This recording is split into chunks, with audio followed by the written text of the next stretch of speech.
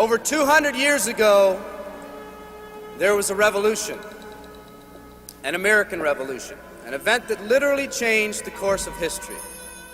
It was led by a group of unsatisfied people who were tired of being told what they could do and when they could do it. People were fed up with their lack of choices and their lack of personal freedoms. People fed up with their lives being controlled by others, fed up with being oppressed, fed up with being manipulated. They finally said, enough, I've had it, and I'm not going to live like this anymore.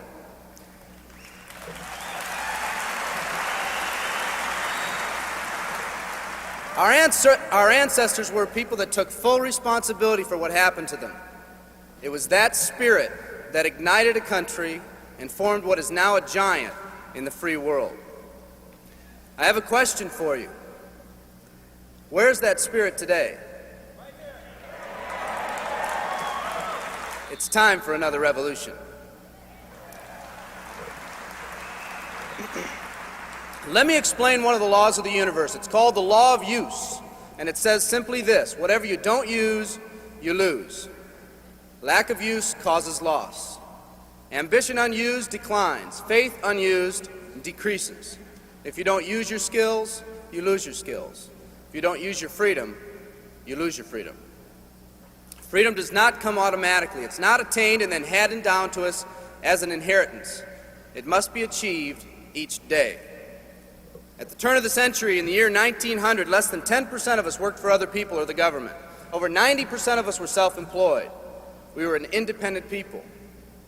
In 1980, only 80 years later, over 90% of us worked for the other people or the government. Less than 10% of us were self-employed. We changed from an independent people to a dependent people. We'd slowly shifted from a people who took full responsibility for everything that happened to them to a people who've become talented and practiced at the art of blaming others for their problems.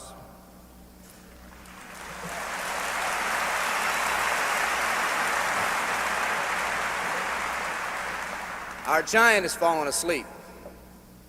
Our forefathers didn't say, who's going to take care of me?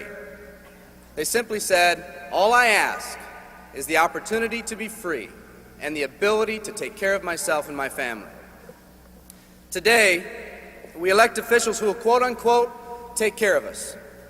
We cry out against anyone who dares to ask us to provide more value in the workplace. We do everything we can to spread around the suffering in our society, and yet no one is willing to step up and be part of the solution. We've slowly changed from a society that compensates based on value to a society that compensates based on entitlement and seniority. What we've come to believe is our due. We act as if someone actually owes us a living. Part of this change is due to the dramatic rise of conformity in our society. We're all taught to conform. Incredible pressures are put on us every day to do things, quote unquote, the right way. And yet no one asks the question, is this really the right way? A man once said, I'm just a collection of mirrors reflecting what everyone expects of me. We live our lives to please those around us, and the scary thing is, the people around us are doing exactly the same thing. Psychologist Rollo May calls us outer-directed people. We don't act, we only react. We seek not to be outstanding, but to fit in. We're able to respond, but not to choose. Perhaps that's why a wise man once said, the mass of men lead lives of quiet desperation. In order to change, we need to become inner-directed people. People with our own purpose. People who are not easily swayed by the opinions of others. And that's difficult because from a very early age, we look to the opinions of others to orient ourselves and to validate our decisions and our actions. Nietzsche said, we need more strong people in this world because the weak, by their sheer mass, are forcing weak ideals and weak values on us all.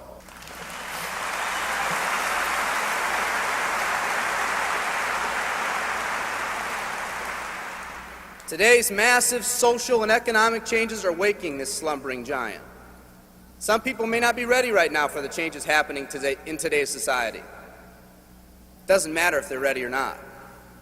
An old proverb says, if a man wants his dreams to come true, he must first wake up.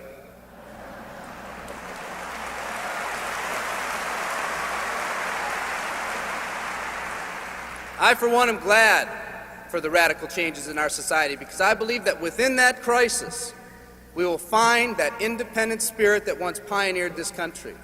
Some of us are finally ready to change. The displacement of our workforce has caused many of us to start searching for something better. Moving products and moving services is our business and our goal, but what we are becoming in the pursuit of that goal is a larger and much more important issue. The rekindling of our independent spirit has more lasting value.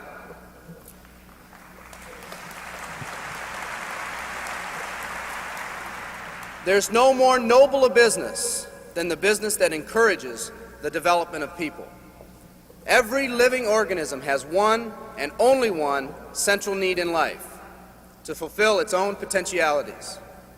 The acorn becomes an oak, the puppy becomes a dog, and that's all that's required of the oak and the dog. But the human being's task in fulfilling his or her nature is much more difficult. The reason is, unlike any other living creature on this planet, you've been given the dignity of choice. You'll not grow like a tree.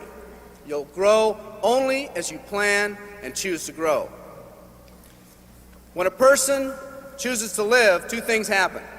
First, assuming responsibility for themselves takes on a whole new meaning. They accept responsibility not as something they've been saddled with, but as something they themselves have chosen. The second thing that happens is that discipline from the outside is replaced by self-discipline. They accept discipline not because it's commanded, because they themselves have chosen what they want to do with their lives. Just like when the disenfranchised men and women over 200 years ago got fed up and said, "I'm not going to live like this one more day," there's another revolution coming. It's coming not just from Americans, but from people all over the world.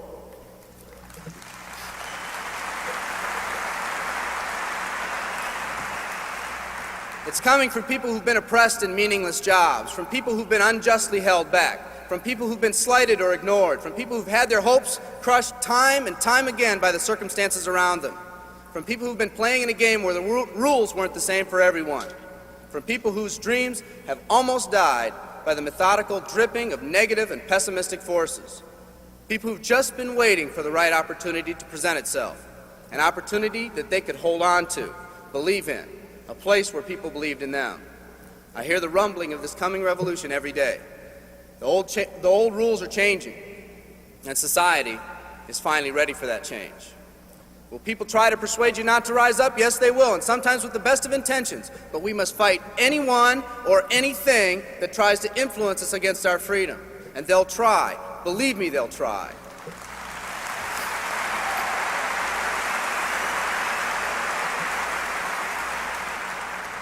They'll try to suggest you off course, to nudge you off course, to distract you off course. There's another revolution coming, and it's going to be led by a group of unique and courageous people like you.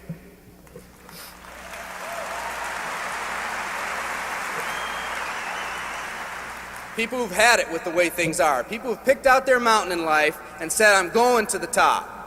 And if someone tells you you can't climb mountains, you don't have any experience. You tell them, "I'm going to the top."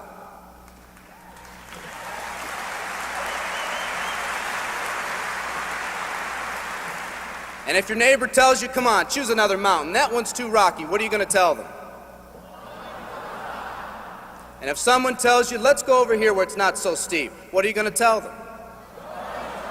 And if someone says network marketing, what are you going to tell them? And if your friend tells you, "Come on, let's climb this one, that one's too slippery," what are you going to tell them?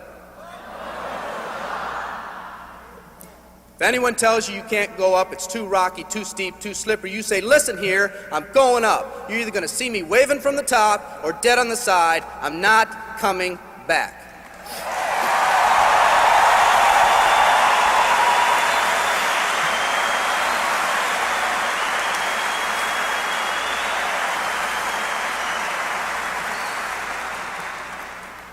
There's something about the do-or-die attitude. It's almost like when someone has a do-or-die attitude, time, fate, and circumstances seem to get together, have a hasty conference, and say, they say they're going to do it or die.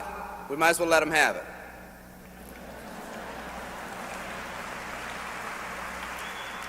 The people in this arena are special. You're special because you've already rekindled that independent spirit. You've already said that you're not going to conform to negative pressures around you. You've all said enough, I've had it, and I'm not living like this anymore. You are the people who want to set big goals and aspirations for yourselves and your families. People who want to live in a country where families are brought together again instead of being torn apart. People who want a country where once again owning your own business and controlling your own destiny is commonplace.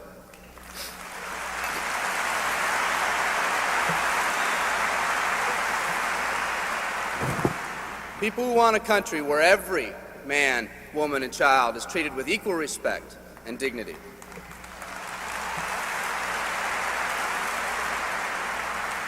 People who will pay any price so their families will not live with the legacy of maxed out credit cards and unfulfilled promises.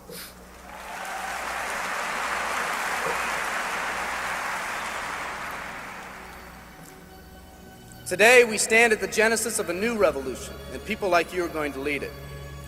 Theodore Roosevelt said these words decades ago, and I think they're particularly appropriate today.